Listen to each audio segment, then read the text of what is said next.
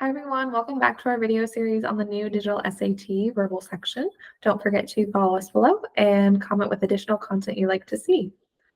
All right, so for today, what we have here is going to be one of our purpose questions, right? So just pretty straightforward. What is the main purpose of the text here? So when we're reading our passage, we're going to want to be thinking about, why was it written, kind of what purpose or message does it give us as a reader by the end.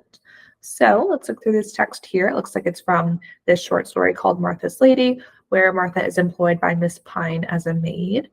So we have Miss Pine sat by the window watching in her best dress, looking stately and calm. She seldom went out now, and it was almost time for the carriage. Martha was just coming in from the garden with the strawberries and with more flowers in her apron. It was a bright, cool evening in June. The golden robins sang in the elms, and the sun was going down behind the apple trees at the foot of the garden. The beautiful old house stood wide open to the long-expected guest. All right, so now that we've read it, before we even look at our answer choices, we want to think about essentially what our prediction would be for this question. So thinking about what the purpose of the text is, right? We should be able to come up in our own words kind of what we think that might be. So in terms of what we just read here, right? So we talked about a couple of different characters. We have a lot in terms of descriptions of kind of the setting, the background of what's going on here. So we have, sitting by the window.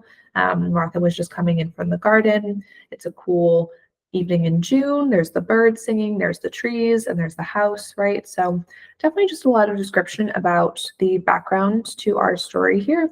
Not a lot of plot, just really the background about kind of what our setting is.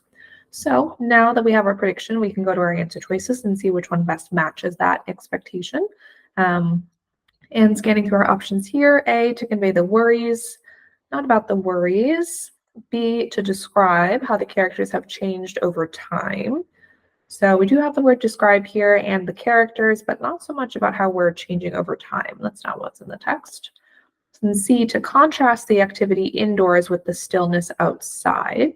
I don't really know that it's talking much about the activities indoors, so I'm going to eliminate that one as well. So we're only left with D, to depict the setting as the characters await a visitor's arrival. Okay, great. This is exactly what we're looking for here. Again, matches our expectation. We are definitely talking about the setting here, just kind of waiting to see what happens. So D is going to be our correct answer. All right, follow us for more.